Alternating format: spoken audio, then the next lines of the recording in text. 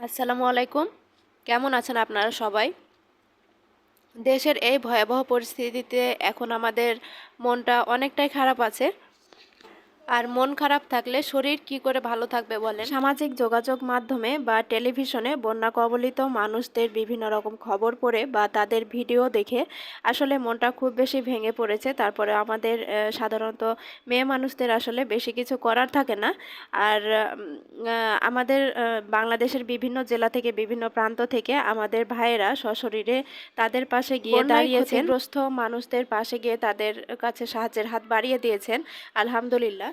আর এই যে আমার মতো যেসব মেয়েরা আছেন যারা দিনে 2 পয়সা ইনকাম করতে পারেন না, বিপদে মানুষের পাশে মানে সাহায্যের হাত বাড়িয়ে দিতে পারি না, তারপর সারাদিন সংসার, ধর্ম, বাচ্চা, রান্না বান্না এসব নিয়ে ব্যস্ত থাকি।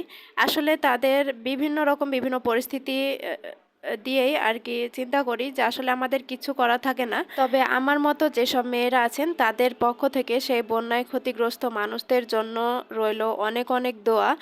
তাছাড়া আল্লাহ তো মানে উত্তম পরিকল্পনাকারী, তিনি একমাত্র জানেন, বুঝেন, আর তিনি সব কিছু ভেবেচিন্তে হয়তো তাদেরকে এমন একটা বিপদে ফেলেছেন, এটার পরিবর্তে হয়তো তাদেরকে ভালো কিছু দিবেন। এই আশায় আমরা সবসময় করব, আর সবসময় আমরা আল্লাহ তাআলার উপরই ভরসা রাখব। তিনি একমাত্র পারেন আমাদেরকে এই কঠিন পরিস্থিতি থেকে বাঁচিয়ে নিতে। তো যাই হোক, আজকের ভিডিওটি আমি বিকালবেলা থেকে শুরু করেছিলাম আর অনেকগুলো ডাল ভিজিয়ে রেখেছিলাম। এখানে বড়া বানানোর জন্য আমি ডাল ভিজিয়ে রেখেছিলাম, তো সেই ডালগুলো ব্লেন্ডার করে নিয়েছি। আর সেই সাথে মসুর ডাল আর মাসকলাইয়ের ডাল আর হলো মুগের ডাল, এই 3টা ডাল একসাথে মিক্সড করে তারপরে সিদ্ধ করে রেখেছি, ডিপ ফ্রিজে রেখে দিব, তাতে বেশ কয়েকদিন আমাদের খাওয়া হয়ে যাবে।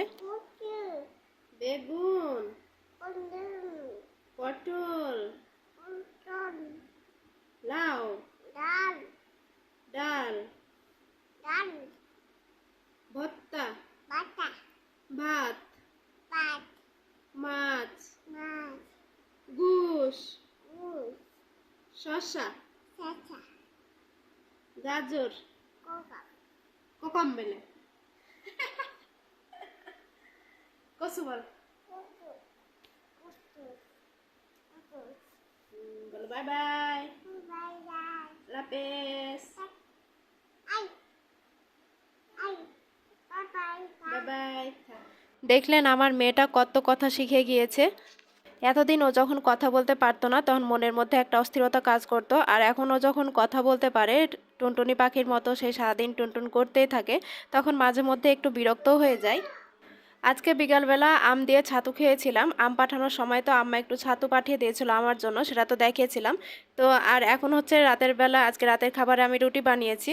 যেহেতু আজকে দুপুরের খাবারের সাথে মুরগির মাংস রান্না করা ছিল, তো ভাবলাম যে রাত্রেবেলা একটু রুটি খাই। আসলে মানহাকে নিয়ে রুটি বানাতে একটু বেশি ঝামেলা হয়, আবার 3 বেলা ভাতও খেতে ভালো লাগে না, তাই আজকে কষ্ট করে রুটিটা বানিয়ে নিয়েছি। তো আজকের ভিডিওটি এ পর্যন্ত। সবাই ভালো থাকবেন, সুস্থ থাকবেন। আল্লাহ হাফেজ, আসসালামু আলাইকুম।